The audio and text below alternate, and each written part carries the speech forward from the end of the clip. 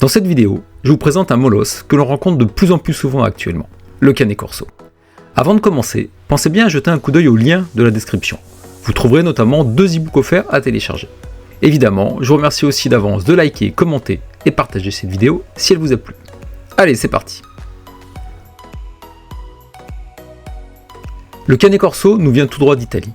Déjà à l'ère romaine, ce canidé était l'un des plus fidèles compagnons des légionnaires. Ils étaient sur les champs de bataille, mais aussi utilisés pour la garde ou la chasse au gibier. Le nom Canet Corso vient du latin et renseigne déjà sur la fonction principale du toutou. Canet, qui signifie chien, et corso, qui serait lié au mot latin cohors, qui veut dire protecteur. Au cours des siècles, le rôle du Canet Corso a évolué bien sûr. Il a été utilisé comme gardien de propriété et de ferme, mais aussi gardien de troupeau. Au XXe siècle, pourtant, il est proche de la disparition. La race sera finalement sauvée par quelques passionnés qui créent une association dans les années 1970. L'Italie reconnaît la race en tant que telle en 1979. La FCI, quant à elle, a reconnu pour la première fois le Canet Corso comme race indépendante en 1996. Comme vous l'aurez compris, le Canet Corso est donc un chien extrêmement polyvalent, et un vrai chien de travail surtout. Aujourd'hui, il est encore utilisé comme chien de défense, de police, de pistage, mais aussi dans la chasse au gros gibier, même si cela est rare chez nous en France.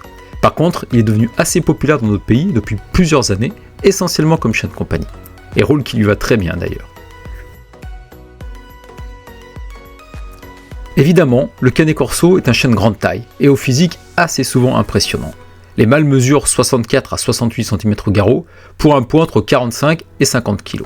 Les femelles, quant à elles, sont légèrement plus petites, avec une hauteur au garrot d'environ 60 à 64 cm, et un poids allant de 40 à 45 kg.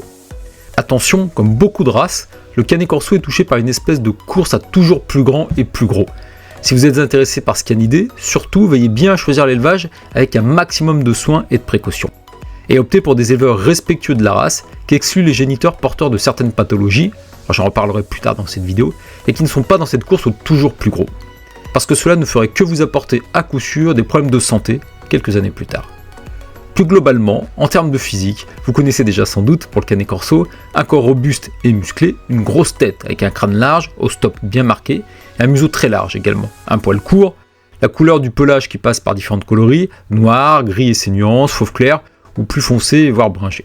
A noter bien sûr que la coupe des oreilles et de la queue n'est plus autorisée en France et en Europe depuis plusieurs années, hormis pour des raisons médicales.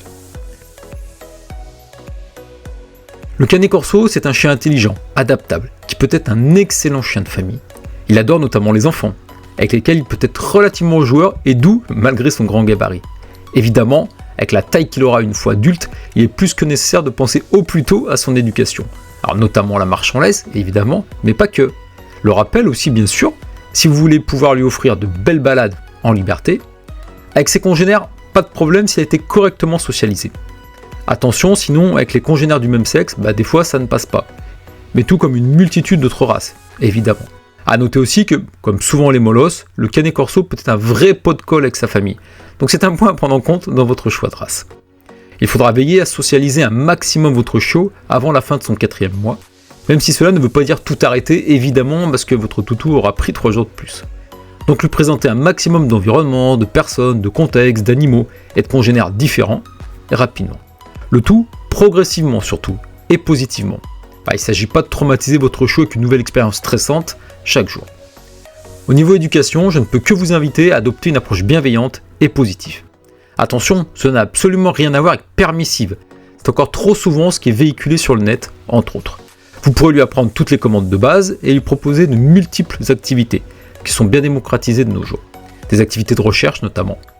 Mais pour une belle éducation avec un chien bien dans ses pattes et pas une pile électrique, il sera aussi indispensable de bien répondre à ses besoins fondamentaux. Alors de la dépense physique bien sûr, donc des belles balades, idéalement en liberté, chaque jour si possible. Attention, bien attendre que votre chiot soit adulte avant de forcer sur les sorties. Mais aussi des stimulations mentales, comme des nouveaux apprentissages par exemple. Alors bien sûr des activités masticatoires, c'est indispensable ça. Pas que pour les chiots, mais aussi pour tout chien adulte. Alors d'ailleurs, je ne peux que vous suggérer le meilleur site pour trouver de super friandises saines et naturelles, Canet Gourmand. Vous trouverez un code promo dans la description de cette vidéo. Également des activités de flairage, ne serait-ce qu'avec des accessoires simples, comme des tapis de fouille par exemple, ou des petits jeux de recherche. Bien sûr, vous pouvez aussi opter pour des activités canines beaucoup plus développées, comme l'agility, l'obéissance ou encore le pistage. Même s'il est globalement robuste, le Canet Corso est forcément, comme quasi toute race, prédisposé à certaines pathologies.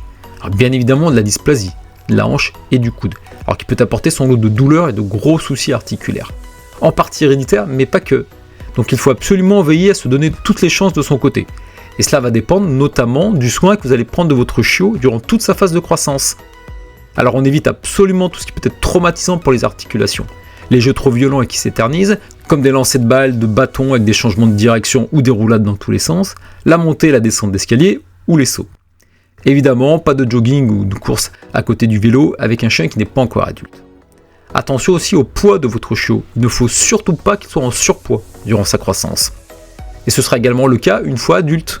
Comme pour nous, humains, le surpoids peut être une véritable catastrophe pour les articulations, et encore plus en cas de dysplasie, évidemment.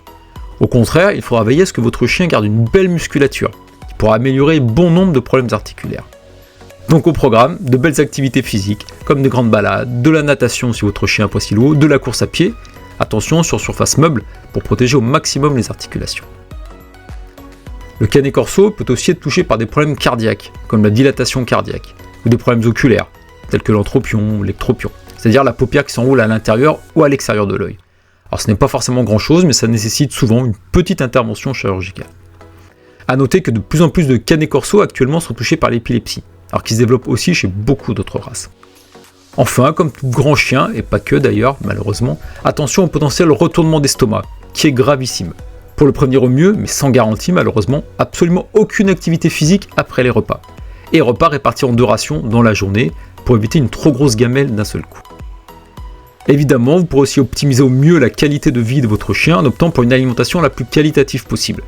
Alors cela passe entre autres par un fort taux de protéines, d'excellente qualité, peu de glucides, et une ration la plus humide possible, type pâté, ration ménagère, voire barf. Pour ma part, pour mon chien, même si c'est un tout autre gabarit qu'un Canet Corso, j'ai opté pour un mix ration ménagère Helmut et croquettes. Helmut parce que ça me paraît tout simplement ce qu'il y a de mieux en termes de ration ménagère à recevoir à la maison. Alors n'hésitez pas à visiter leur site pour le vérifier par vous-même bien sûr. Dans les liens sous cette vidéo, vous trouverez un gros code promo si vous voulez tester.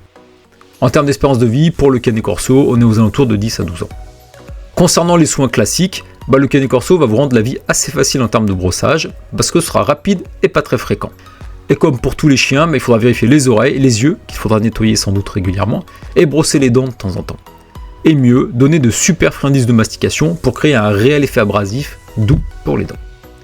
Nous arrivons à la fin de cette présentation du Canet Corso, j'espère qu'elle vous aura plu. Si vous souhaitez opter pour cette race, prenez bien soin de choisir un très bon élevage, pour éviter au mieux les problèmes de santé ou de comportement par la suite, ou tout simplement l'hypertype. N'hésitez pas à visiter notre site pour y trouver beaucoup d'autres conseils d'éducation et pour passer un bon quotidien avec votre futur chien. A bientôt.